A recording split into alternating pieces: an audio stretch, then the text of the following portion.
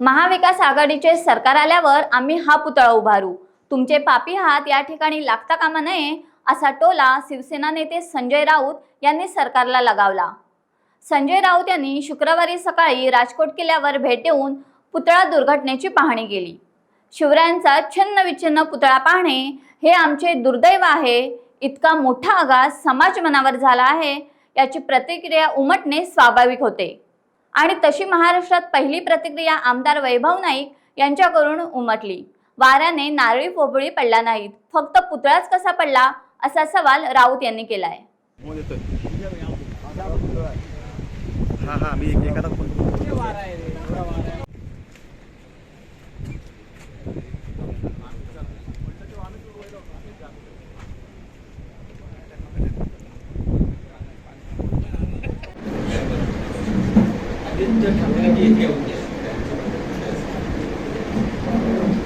विरोधी पक्षाने सुद्धा आमच्या आले बदलताना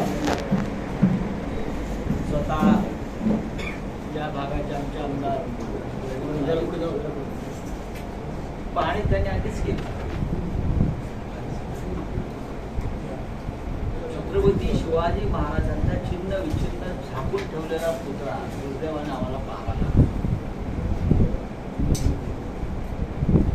या महाराष्ट्रातली 500च्या प्रलयानंतर,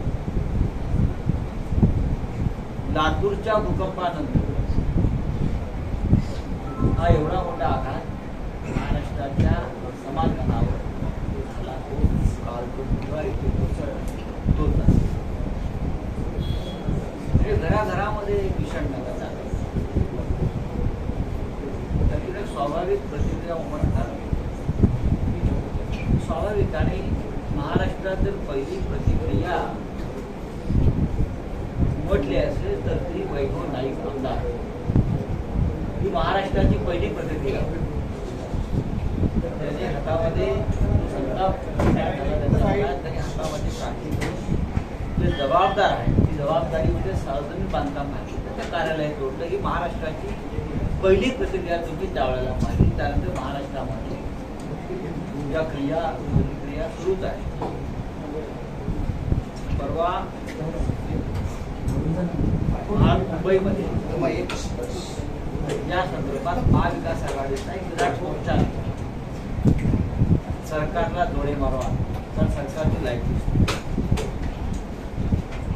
इतकं होऊन सुद्धा सरकार निर्लज्जपणे गुन्हेगारांना पाठीशी आहे। कारण त्यात आर्थिक व्यवहार आपापल्या माणसांना आपापल्या ठेकेदारांना कामं देऊन पैसे काढण्यासाठी त्याने छत्रपती शिवाजी महाराजांना या शिवाजी महाराजांच्या नावाने राज्य चालतं आपण त्या महाराजांनाही या लोकांनी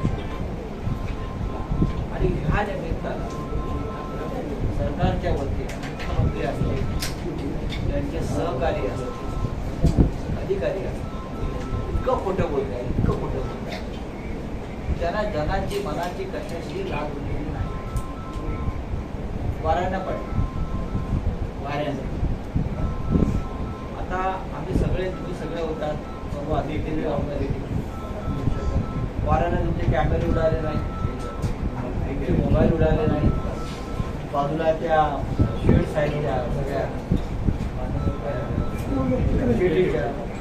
वाऱ्यानं त्या उडाला नाही, वाऱ्यानं नारळ पोपळीची झाडं उडाली नाहीत, पडले नाहीत त्या दिवशी पुतळा पडला। किती खोटं बोलायचं। आणि तुम्ही नेव्हीवर टाकता म्हणजे भारतीय नौदलाची ख्याती अशी आहे की त्यांनी हिमालयावर स्ट्रक्चर उभं केले।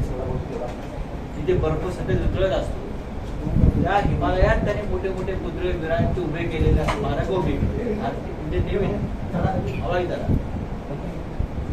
भारतीय हवाई दलाच्या लोखंडाच्या गोटी समुद्रामध्ये वर्षानुवर्ष त्याला चढत नाही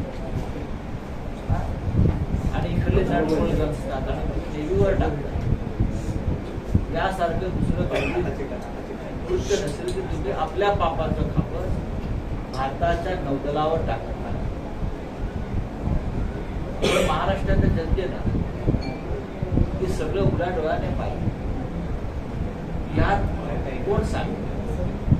शिल्पकार पुणे आपटे म्हणून आहे, ज्याला अनुभवच नव्हता.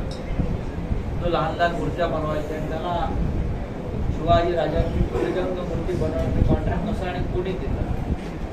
आरोपी हा आपटे असला तरी मुख्य आरोपी आपटेला काम देणारा सूत्रधार तो ठाण्यात. आपट्याला सुपारी कोणी दिली? ही सुपारी आहे. आपट्यांना सुपारी देणारा मुख्य सूत्रधार मुख्य गुन्हेगार आणि तो ठाण्यात. त्याशिवाय त्या अननुभवी माणसाला सिंधुदुर्ग किल्ल्यावरच्या ऐतिहासिक पुतळ्याला कोणी देऊ शकत. जे स्कूल ऑफ आर्टचं जे सल्लागार मंडळ आहे या पुतळ्यावर त्यांनी जाहीर केलेलं आहे या पुतळ्यात बेकायदेशीर.